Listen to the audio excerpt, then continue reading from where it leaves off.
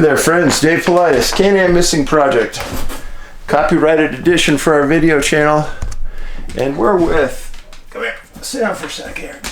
Can we shake? And we're with executive producer Huck. And she's doing really good today. She's glad that Dad's back from Florida. She missed us. And she's all lovey and happy today. She wanted to come in and make sure that the production's going to go right. And she's being a good girl, which is important.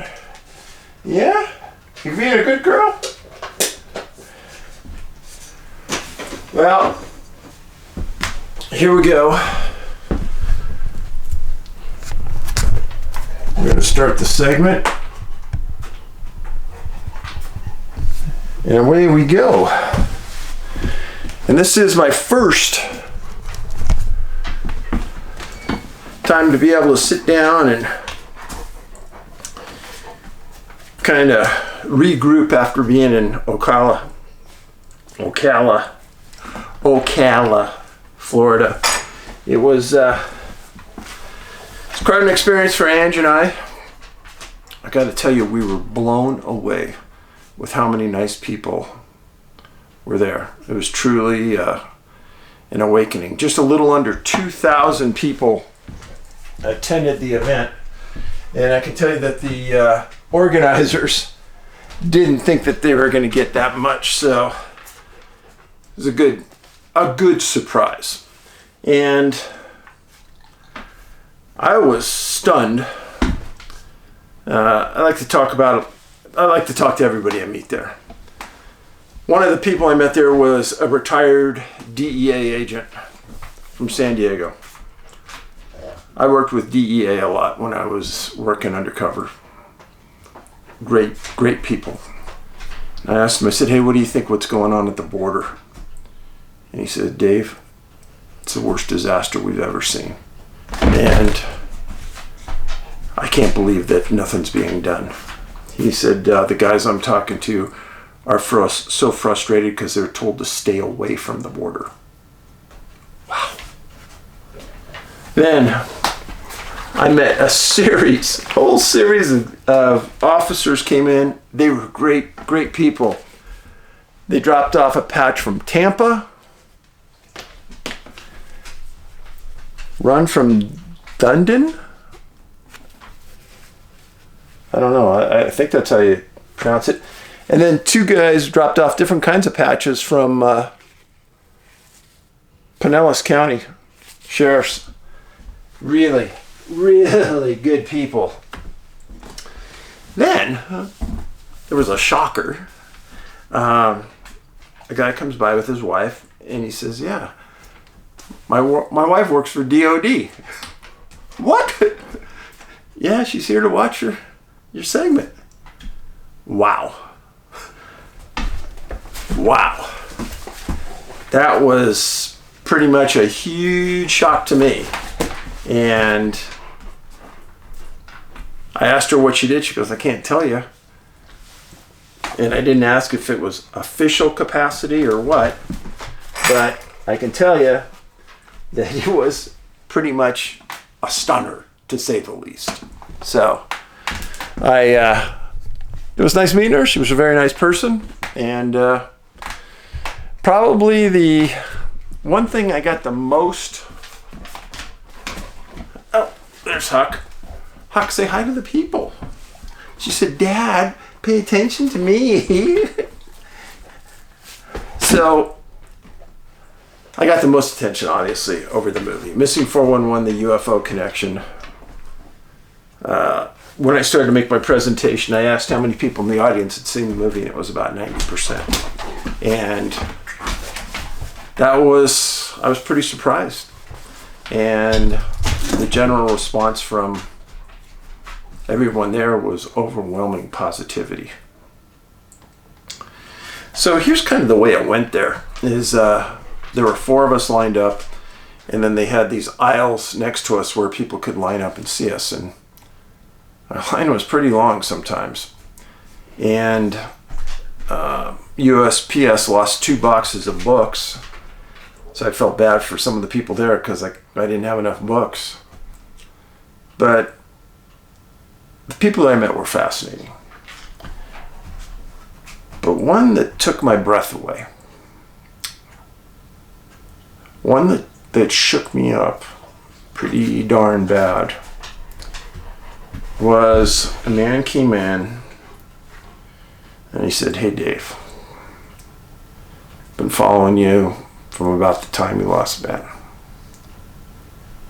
And he says, "I was going through my own hell and I was suicidal. And I started watching your videos.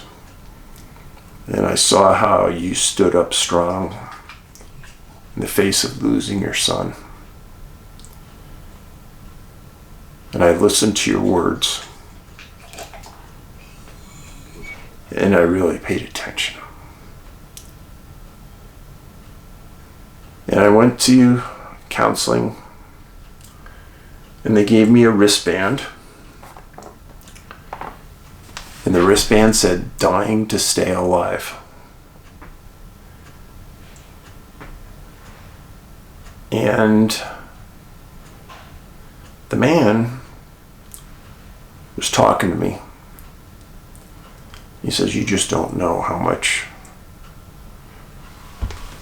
all of those shows.'" Hold on a sec, I gotta let Huck out. Here you go. No, it's okay.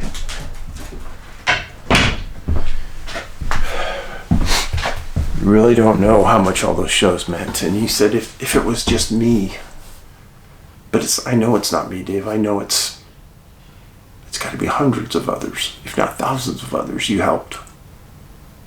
And you helped me get over the brink. And I'm still going to counseling, but I'm nowhere near suicidal anymore. And he reached across the table. He gave me his wristband. It says, "Dying to live." And he goes, "Dave, I don't need this anymore. I want you to have it."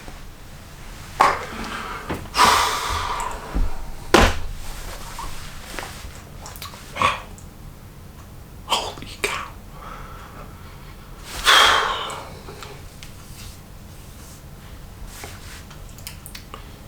I gotta give him a big hug.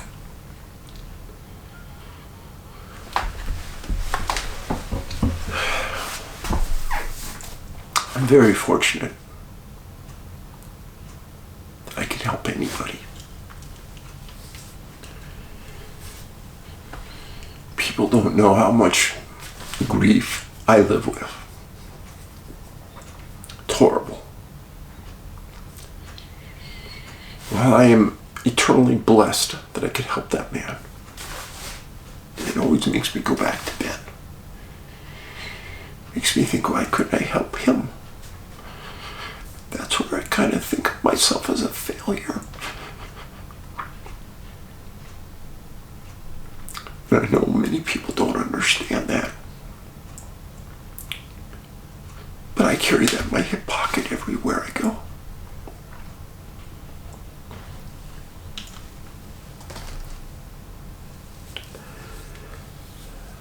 A couple weeks ago, I got an email from somebody saying they wanted to send me something, and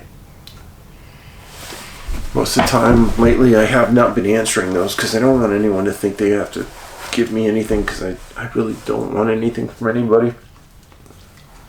You guys are just too nice as it is. I don't deserve anything like that. This person sent me a picture that they had already painted. I'm going to show it to you.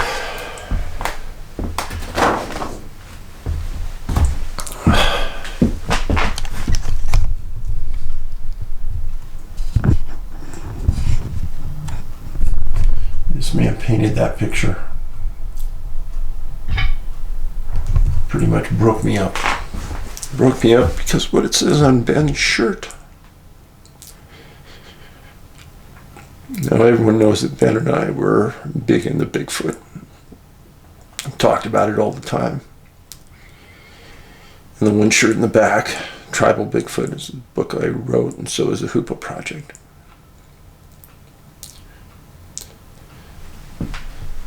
It's a beautiful painting for what it represents.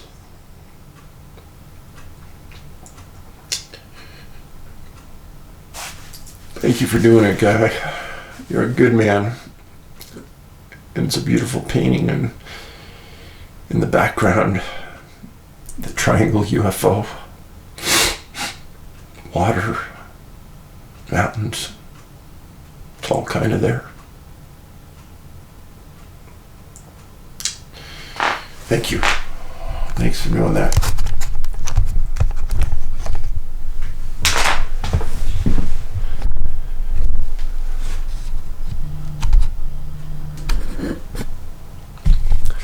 Well,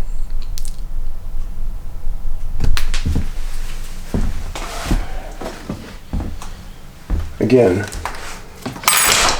I really don't think I'm worthy of all that stuff you guys do. Thank you.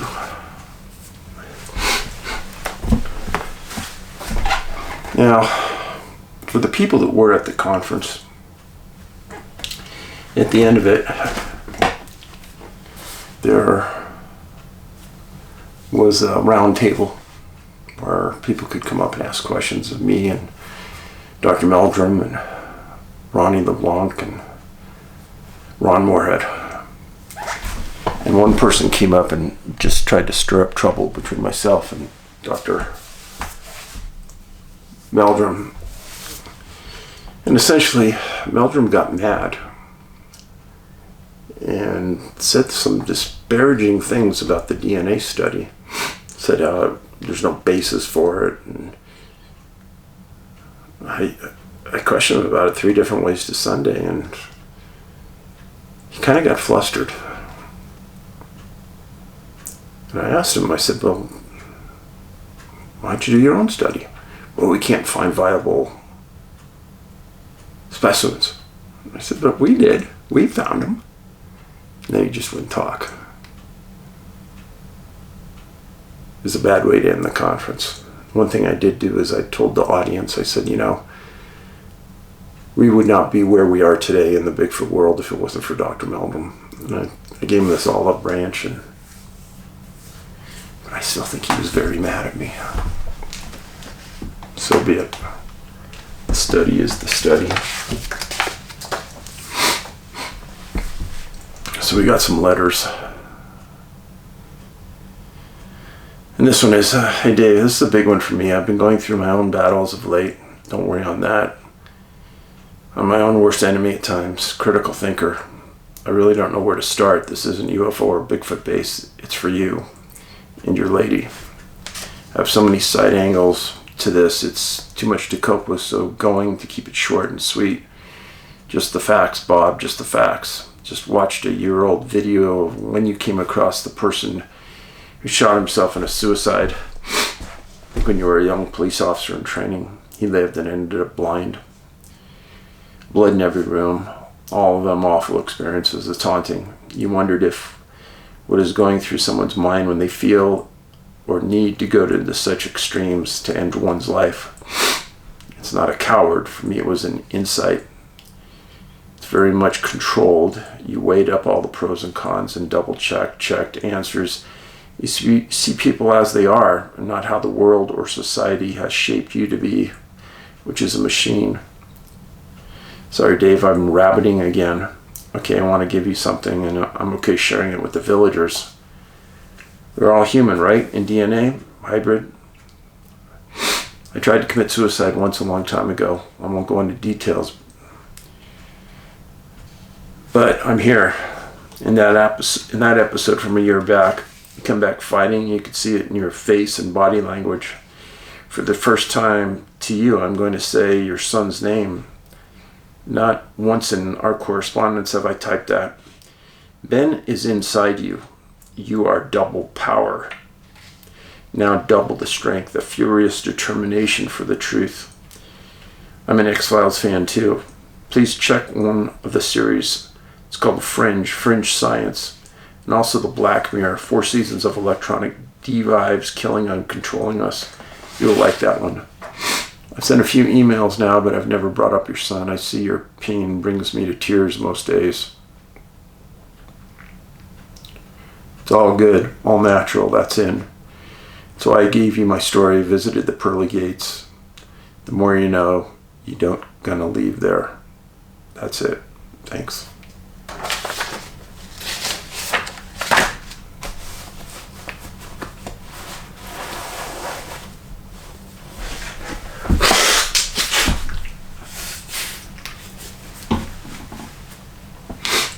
I've got to tell you, I'm here for some kind of reason. Not sure what sometimes.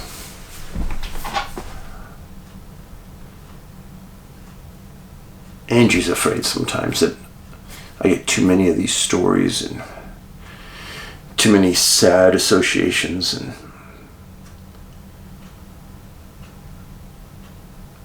she knows how much I carry on my shoulders every day. But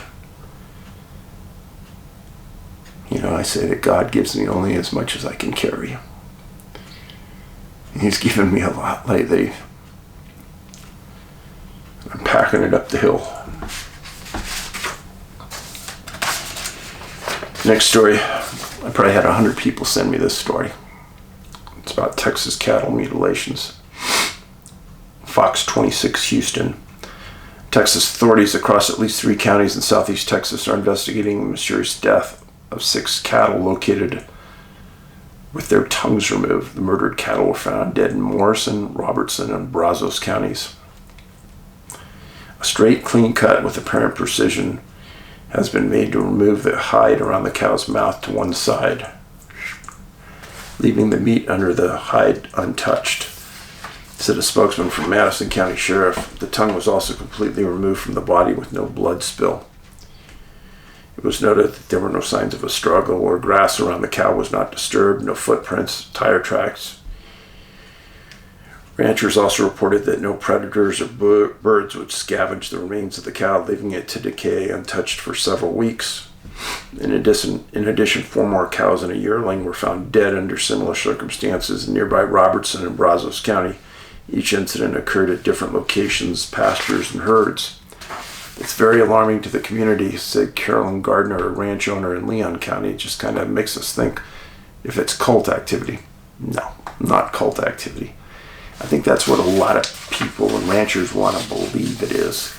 It's not it. Gardner's hoping authorities locate whoever's responsible. No, they never will. It doesn't make sense, says Gardner. No tracks, no blood shed to the ground. Yeah, if you know that part of it, how could it be a cult? Come on. A family from Montgomery reached out to Fox 26 with additional mysterious animal deaths on their property.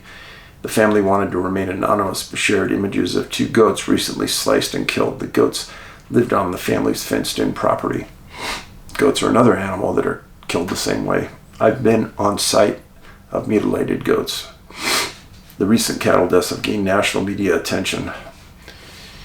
I'm one of those cases from '76. Gabe Valdez, a police officer, found evidence of a triangular-shaped object landing near a cow.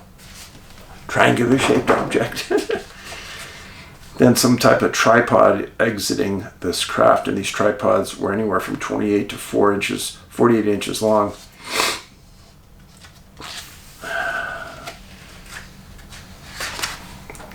The cause of death of all 6 cows and goats remain unknown. If you have any information, you're urged to contact law enforcement. Yeah, problem is nobody has any information on this stuff. It's so bizarre. It's been going on for decades and decades and decades. There aren't going to be any answers on that in our lifetime. I'm pretty sure. I can tell you that.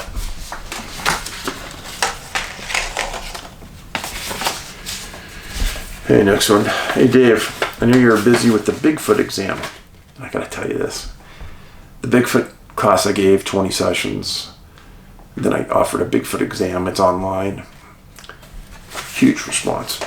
But I thought I'd send in 2 experiences I am part Scotch, cheap, so decided to send you a letter in an envelope. Here goes. First one happened when I was about 12 years old in northern New Jersey in the town of Andover. It took place somewhere between the summer of 74 to 77, rural location. At least at the time it was. My brother and I, along with 5 or 6 other kids in the neighborhood, left for the day on our daily adventure. Our plan was to spend the day traveling down the old abandoned railroad tracks that ran through the woods across from our homes. We wanted to see how far we could go before we had to turn back and head home. To get to the railroad tracks, we had to go through some woods and up a big hill and let out into a large field. The tracks were on the other side of the field. As we got to the crest of the hill, movement caught our eye at the far left side of the field about 200 feet away. We thought it was a bear. It was a creature about the size of a teenager, long, gangly arms and legs. The only problem was it was covered with long, silky red hair, the exact color of an Irish setter. Some of the kids started screaming, "Bear, bear," and ran back down the hill. Then it stood up and turned to look at us, and it turned and ran into the woods on 2 feet. So not a bear. Looking back on the situation, which is burned into my mind, I'm sure it was pooping. We never talked about it again and did not go back there for months. I never forgot about it, but ignored it because we don't have Bigfoot in New Jersey. Then about 25 years later, I read a book about a paranormal New Jersey, and there it was, a whole chapter about Bigfoot sightings in northern New Jersey during the late 70s. I casually mentioned it to my brother a few days later, and he remembered it exactly like I did. So crap, it was real. We saw a juvenile Bigfoot. Yeah. Story number 2 does not really concern me, but my family. I'm raising my nephew, who's about 13 when it happened. It was 2 years ago in Unityville, Pennsylvania. His brother-in-law took him and his cousin night fishing to a local state park. They were on their way home about 11 o'clock, and I got a panic call from my nephew that they were on the side of the road and watching a huge 50-foot by 100-foot triangular-shaped UFO. Missing 411, the UFO Connection. Watch it online. Or buy the DVD and Blu Ray from me at NA North America Bigfoot, NABigfootsearch.com, NABigfootsearch.com. Blu Rays and DVDs from me. The panic in his voice was scary. His brother-in-law grabbed the phone and said, "We called you because we know you're into this stuff. It is a real man. It's effing real." He described it as a black and silent and hovering about 50 feet over the power poles, lights on all 3 points, and a solid, smooth surface. He also said it was hard to see because it was so black, even though it was close. There were about 6 or 7 cars parked just standing there watching. Yeah, it's typical. The kids were still in a panic, and he said they were afraid that they would get abducted.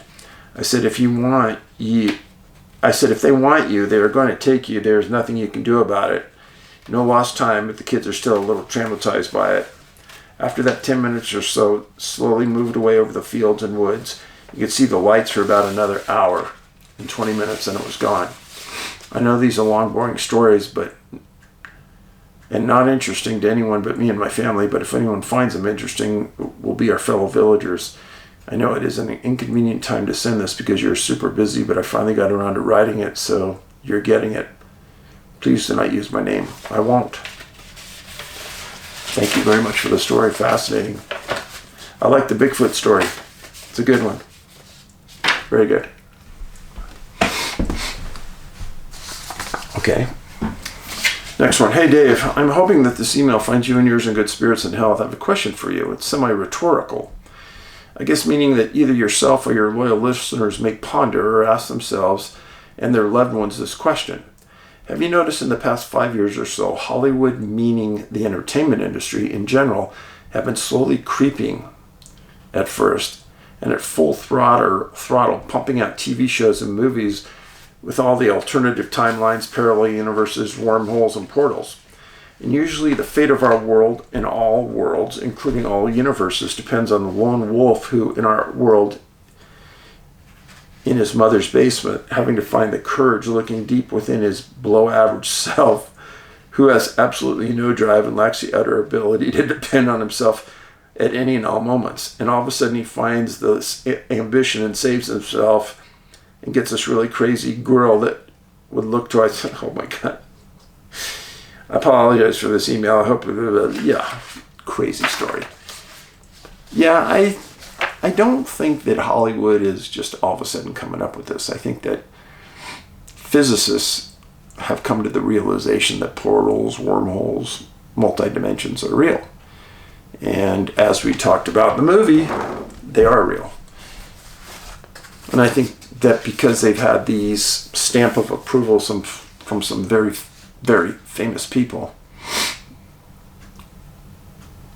I think that they're comfortable talking about it now. Hey Dave, longtime follower and villager. Let me first say I'm sorry. This is not a short email. There's no way to condense this encounter, but I'll try. On October 4th, 2021 at 10:45 p.m., I witnessed something incredible. I have been a stargazer for 45 years, so I'm someone who has seen orbs and aerial phenomena on several occasions. This night I noticed a small blinking light directly above me. It seemed to be moving in a small figure 8 pattern. Now that in itself is weird. I don't know if I've heard that. Also appeared to be very high up. So I got the brilliant idea to shine my very bright flashlight at it. On a strobe setting, it disappeared when I did this. I stared at the area for about 10 seconds till something caught my attention. Lower in the eastern sky, I couldn't believe I was watching a large triangle forming. But what I mean, each point of the triangle was different luminosity and getting brighter. All reached the same brightness. All points looked like the brightest stars in the sky. The atmosphere around the triangle was lit up. I could not see the stars behind or around the triangle. There was a dull orange glow in the area around it because of all 3 points of light. Then in the center of the triangle, another point of light started getting brighter and brighter. It soon became very brilliant. It totally disappeared before it reached the treetops, so I could not tell if it was in front of the trees or behind them. Treetops were 250 feet away. It reminded me of the craft in your newest movie poster. Yes, I could see that. After the center light dropped and burned out, each point of light started to dim at different levels. All 3 points of light had a star directly behind them. The point of light that took the longest to fade out had the brightest star behind it, and at that point the light had the quickest fade out. The reason I'm emailing this to you is because of your eye out for triangles. Thanks for your work, Dave. Really enjoyed the latest movie. Any questions, please reply.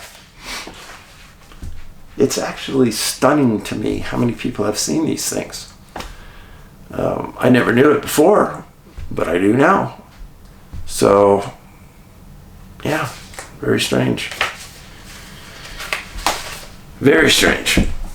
Oh, let me hiccup here for a second. Also met a very interesting man, and I listened to his music, and it's fantastic. This guy played with some of the biggest rockers in the world. His name is Nick Savage. He gave me a copy of his CD. And if you like jazz, this guy is really good. Nick Savage. I enjoyed talking to him. Very, very easygoing, nice person. Thank you, Nick. I said I'd say something for you. I have a few thoughts on the UFO subject and the strange things that happen to people in cars, cell phones, electronics plus. I think nuclear and electrical, maybe even magnetism, as that has positive and negative poles. Firstly, let's look at the hovering over bases. Do you think they could be recharging their UFO power supply engine inside the ship so they can planet hop, say at light speed, like dropping some nitrous oxide and sort of doing it via Wi-Fi? Good old Nikola Tesla, he knew the world is a big battery. I even think Travis Taylor tested Tesla's theory and it worked using the ground as wires, which leads me onto radiation. Nuclear missiles have some serious elements inside them. Could even be positive and negative. Protons and neutrons, electrons, radiation is emitted around these elements like an unseen power cloud, and the UFOs hone in on it. And as it's sucking the power out, it causes the missile systems equipment and computers to throw a wobbler, and they start doing all kinds of weird things. Even the spaceships might be off radiation. That's why when they get close to people, they feel ill or can't remember things. The human brain is all about electrical impulses. We are like a computer after all. I think you may be starting to get the picture now as folks think that when a spaceship is over a base, it's giving a message: don't use nuclear weapons, you will kill all yourselves. Yeah, I don't think that's all of it. It all goes way deeper, hence why the villagers are digging into this subject with you. Now, when a car is close to a UFO or a plane, we see the problems again. Cars die like the power was sucked out of them, totally dead. Why I don't get is planes. Why don't they drop out of the sky? It's well known that as soon as fighter jets goes to press the missile button, it doesn't work for the rest of the system stays, okay? Yeah, don't get that one yet. Now with cars, they come back alive to full power. What about cell phone batteries and drone batteries? As they come back and stay fully charged, the UFOs suck power from everywhere, even in water. I think the biggest cluster number of UFO sightings over nuclear bases is Russia. They have loads hovering over theirs. Perhaps Russia has the biggest charging power bank. I wonder if UFOs hover over nuclear power plants. Can't say I know any, but could well do. But if they don't, then in itself let us know they are there for the missiles maybe, or that type of nuclear element is best charging. Can't say that I have any first-hand knowledge about seeing a UFO and then having something discharge. But Angie and I have been in the middle of the woods and seen a giant Bigfoot print, and then had things happen to our phones and cameras. And then about 2 hours later, many miles away from that spot, everything comes back to life. So I can't say that the power's been drained from them, because the power came back. It's almost like the power was interrupted somehow, which is very odd. All right. Hey, Dave, I told you in 1964-65, I was 7 or 8 in the second grade. I lived in a small rural town of about 2,000 residents called Hatfield, Mass. I lived on a quiet road surrounded by empty lots and a stand of woods in front and behind. I had a dream that I recalled vividly about a nighttime abduction. Shortly thereafter in school, my teacher happened to assign a drawing activity which required us to illustrate a dream we had. On a large drawing paper, I drew a series of small images along the bottom edge of the paper, leaving the majority of the paper untouched. This is my dream in the drawings, and I remembered it then and now. The first drawing depicted a stick figure of myself lying in bed at night, surrounded on 4 sides by small dark figures, maybe 3 feet tall. I thought them to be hooded and dark faces and obscured. The next picture showed me floating and lying prone. The next drawing showed me still floating and surrounded on each side by small figures. I believe I was outside and up the road about 500 feet near my nearest neighbor's house. I had trouble drawing this event, but I'll explain what happened. Suddenly, I felt myself become able to move my arms and legs, so I kicked out at the figure closest to my left leg. It fell over without resistance, and I was so surprised. I tried kicking and lashing out more as I continued to suspend in air. Then suddenly nothing. Finally, I'm back in bed and waking up in the morning with the dream memory of what I had. My teacher walked over to my desk and probably asked me about my dream, but all I remember clearly was her admonition about why I hadn't drawn it larger and used the whole paper. I wish I had that illustration today, though. I know it was not that good. As a teen and an adult, I was interested in the UFO topic. I did a report on Project Blue Book in the 7th grade and later read books about UFOs and abductions. A couple of those accounts sounded very suspiciously like my dream. When I became a 4th grade teacher, I always told my students to use their whole paper before they did any illustrations. And I thought about where I learned that. Full circle, see? Full circle. The student became the teacher. Hey Dave, my name is Chris. I'm from Midland, Ontario, Canada. I recall in a prior YouTube video of yours that you liked a good eyebrow raiser and have quite a story for you. I was born here in Ontario, but I've lived in British Columbia and Alberta. During my young life in BC, most people I knew were quite aware of UFOs. Now let me hold on for a sec. There's a lot of UFO sightings in BC. Many, many, many. And people in BC are all around water. Remember that. So, could that be what's going on? The water? Could be. Could be. There's tons and tons of water around BC. I knew they were quite aware of UFOs and Bigfoot, as both had a regular occasion to manifest themselves to us. On one occasion, a friend and I stopped at a secluded nature park in our van to stretch our legs in the general outskirts of Golden, British Columbia. My friend Brian's dog wandered off into a deep thicket of trees, apparently smelling something, but he didn't seem to be bothered about his dog, so I disregarded it. Just then, an unexplainable great anxiety washed over me. I could smell the sour, pungent odor creeping in.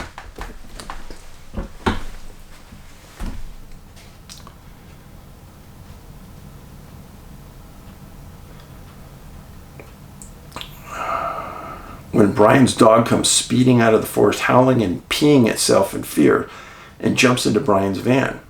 We took off like the devil was after us. Brian was driving, but I got a good look at what was so disturbing to the dog. I saw a dark silhouette of an impossibly large human standing at the tree line. I turned to look away, as I recall my brother-in-law, Native American, once said to me that his tribe's medicine man warned, when a man looks into the Bigfoot eyes, he will lose his mind. I know it sounds silly, but around here you listen to what the natives said regarding the paranormal. Thanks for everything, David. I got absolutely smitten with the Missing 411 universe and your mission after seeing your first movie. Big hug and prayers. Always remember that all that made Ben so special is that it is a reflection of how special you are. Yeah. Thank you. I try. Really, that's all we can do in life, is try our best.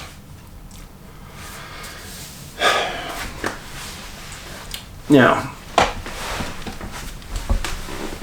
the missing person cases today are ones I've never spoke about. They're not in any books. In fact, the coincidence factor in these two, I think you'll see it quickly, but it's also in an area that really don't have very many missing people. At the far southern edge of Texas, where the Texas coast meets Mexico, I have a series of disappearances right in that area from a long time ago. But these are a series of disappearances right near Corpus Christi, Mexico, right on the Corpus Christi, Texas, right on the Gulf of Mexico. And these cases are, I think, are quite compelling, to say the least. So, let's get going on it. The first case revolves around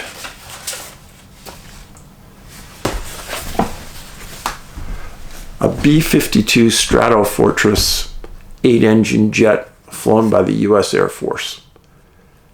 A huge airplane that's used to carpet bomb different areas of the world at different times.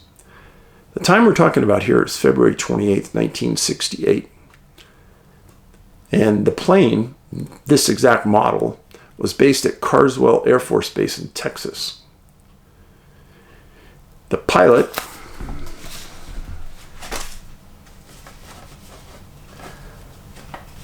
was Major Frank Salaveria. This is important. Co-pilot Bill Causey, all Air Force. Radio navigator Charles Roberts.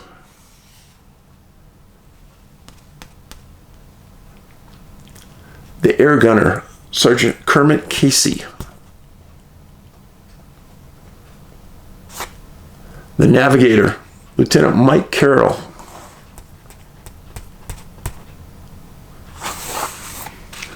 And they were carrying the EWO, Captain John Patia. And they were carrying 2 extra people. Those are the 6 people that normally flew on this jet. But they were carrying an evaluation team of Captain Tom Childs, right there, and Major Philip Strine.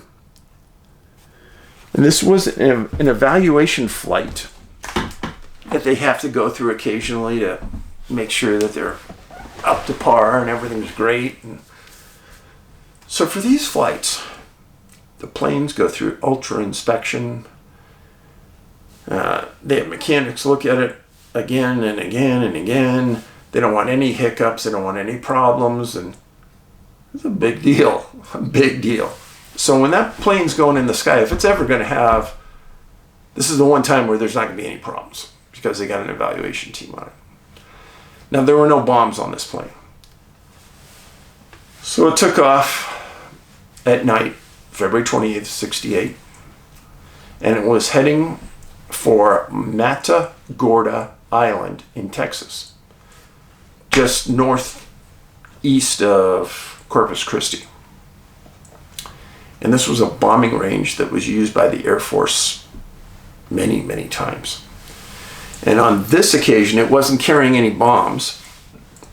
They were just going to do a series of low passes at about 1,200 feet to simulate bombing, pull up, turn back around, go around, do it again. Well, they made 3 low-level passes per communication system at Carswell. And the third pass, they were 8 miles south of Matagorda Island. So this is Corpus Christi right here.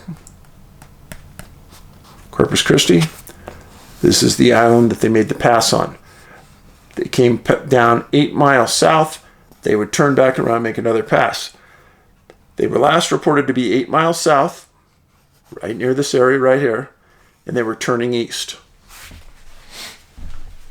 Now hold your taters for a second, because this is going to be important. Nobody's ever talked about this before, as best I can tell. So it was 11:12 p.m. They made the pass on the island. They were 8 miles south of the island. They talked to Carswell. Everything was good.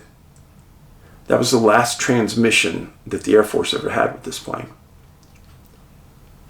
This was all considered routine evaluation flight. At 6:30 a.m., the plane had not returned, and it was declared missing by the U.S. Air Force on February 29th. The Coast Guard, the Navy, Texas Department of Wildlife, all were notified that there was a missing plane in this specific area that I mentioned. The Coast Guard dispatched 3 helicopters, 3 fixed-wing planes, and a vessel. The Navy dispatched more. And then that day, the Air Force and the Civil Air Patrol went to the skies. And they were flying a very grid-like pattern, trying to find where this plane went down. Friends, this is probably the biggest plane you'll ever see in your life. It's huge. So they were expecting to find big gas, oil slick on the ocean, obviously. Bits and pieces floating. Each of the 8 men on the plane had their own emergency bag that had a raft in it. It had a life preserver. All these things should be floating on the surface. Well, Civil Air Patrol, Air Force, Coast Guard, they're flying this for 8-9 days now. On March 9th, a reverend is walking along South Padre Island on the beach and comes across a piece of strange metal that's 3 foot long and 1 foot wide, and then comes across little bits and pieces of metal, very small, that are also in the same general area. So he knew of this disappearance, so he calls the Air Force. They come down and get the piece of metal, and they send it off to the Boeing plant in Kansas City. This sounds weird. Trust me. It was reported that it was found on March 9th. And then on March 10th, the newspaper says that the Boeing plant in Kansas confirmed that this was part of a B-52. How did they get the metal there, get it confirmed, in really less than a day to get the information up on the newspaper. It's pretty odd. Still hadn't found anything in the water. This was on the beach. March 20th. 285 sorties, search and rescues, were flown by the Air Force, Navy, Coast Guard, Department of Fish and Wildlife. Over 1,500 hours of flight time. This plane was manufactured in 1957. No bodies were ever found. No other wreckage was ever found. Nothing was found floating on the surface. No gas or oil was found on the water. During the search, they actually made incursions into Mexico, thinking that the plane got so far off course and it was in Mexico crashed. It was bizarre. But I did a thorough search. The plane was never found. Never found. Now, I'll give this to you again. We're going to talk about this lady right here, but this debris was found on Padre Island. Mexico would be way down here. When you're flying the coast, it's pretty hard to not get oriented as to which direction you're going. But the island was right here. The Missing B52 was 8 miles south and just turning east. So it would have been just maybe 4 or 5 miles off of Port Aransas, Texas.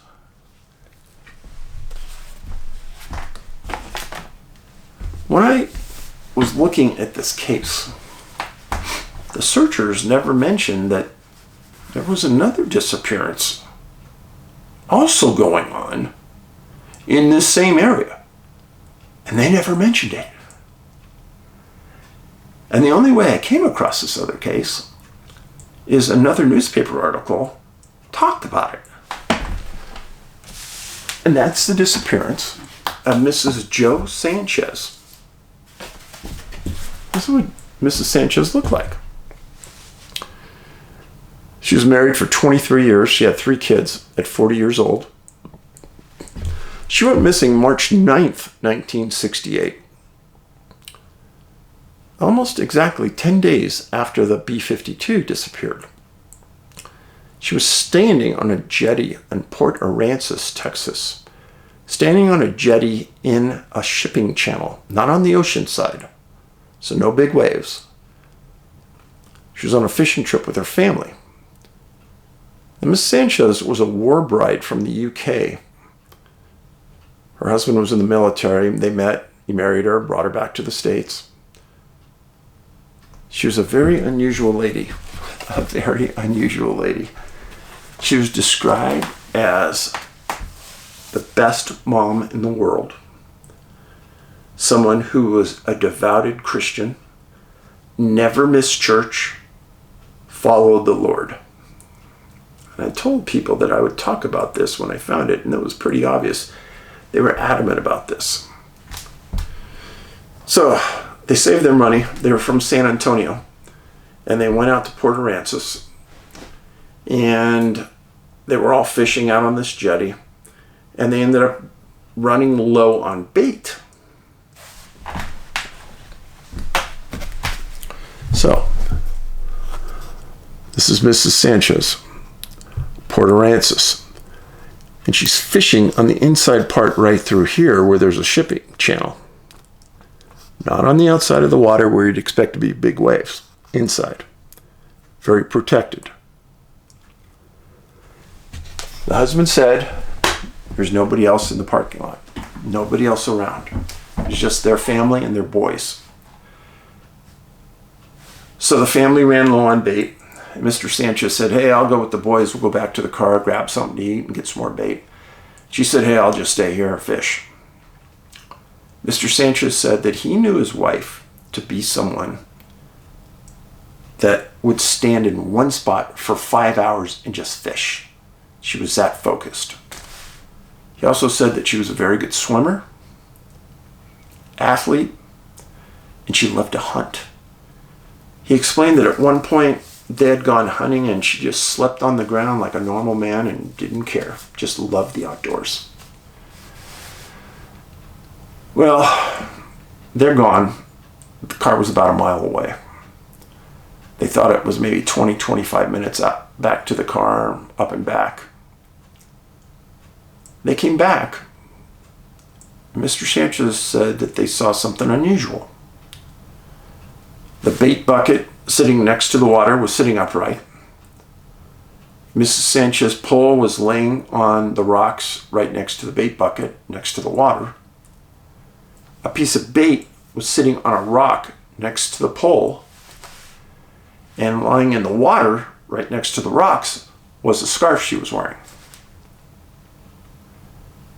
He said it was really foggy. Couldn't see very far at all. So they're calling her name. She's not answering. So the boys and the dad start looking all over for the mom.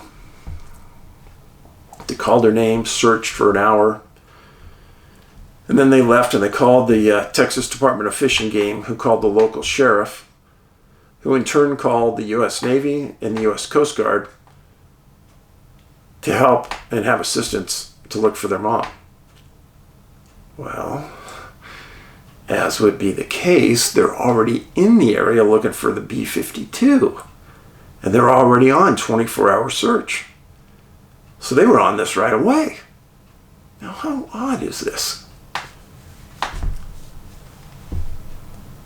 Joe, Mr. Sanchez, was explicit that his wife was a good swimmer.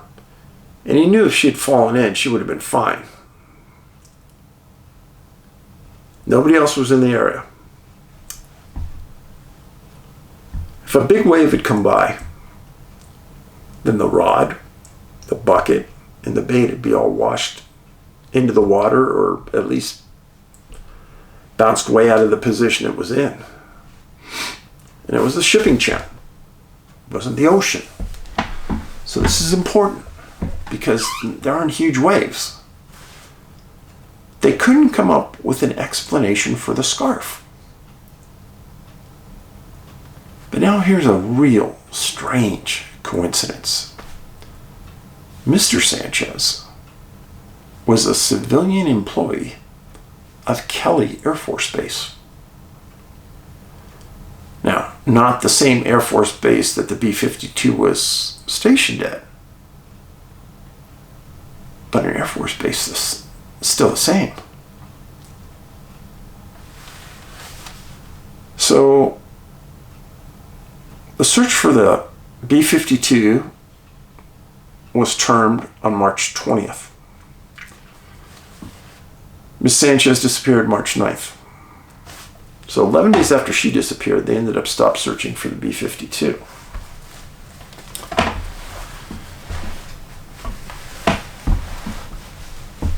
A search and rescue initiated for Ms. Sanchez incurred fog, heavy winds, and waves outside the area they were searching.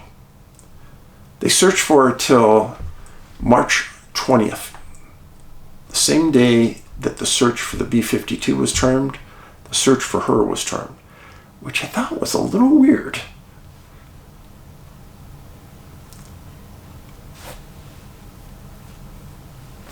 The whole thing strikes me odd.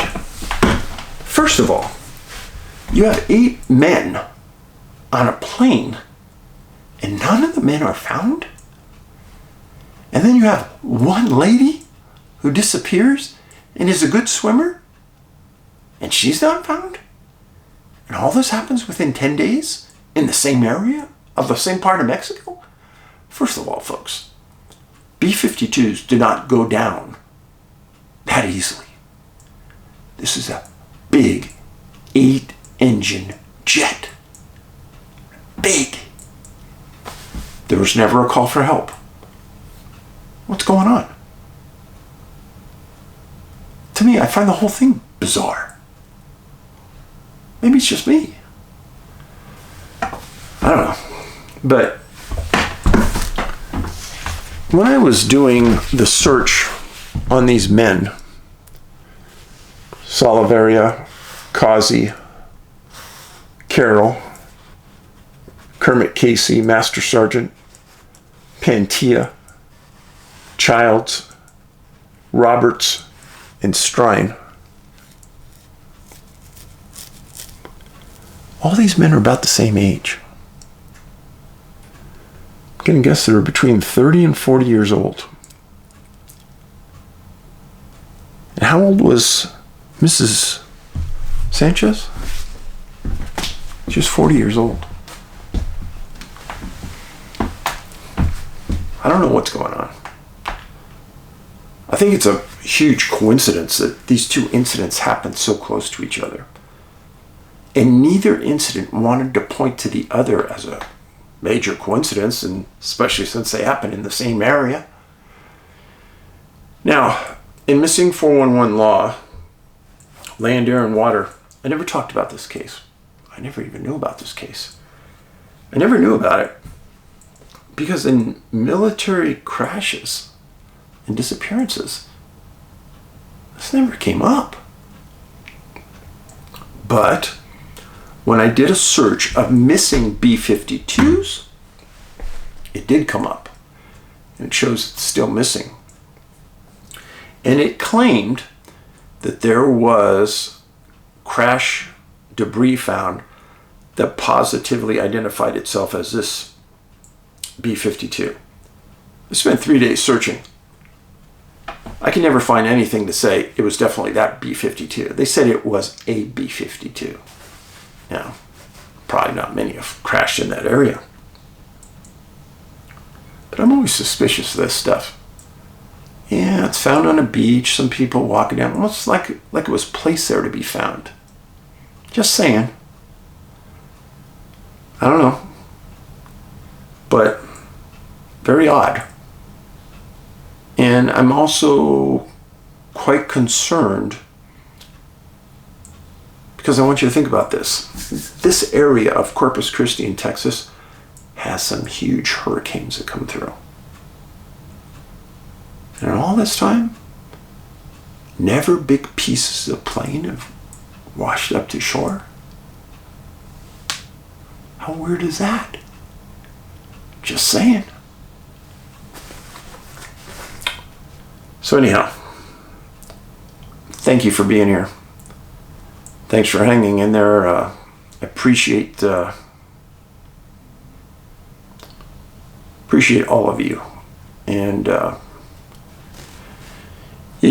we have a UFO class, and we also have a Skinwalker Ranch class. I've posted 2 reviews on Skinwalker Ranch episode. They've been good episodes. Very interesting. So please check those out right here on this. If you look at the screen you're watching, over there on the bottom left it says videos. If you click on videos, it'll take you to all of the videos we've produced. And there's over 460, I think, now. So it helps us if you watch these and share them with your friends. In the meantime, do something nice for your community. Something nice for people in your community. Be a good soul. Hold the door open for people. We're here for a reason. We should be here to be nice to people. Take care of yourself. Paulides out.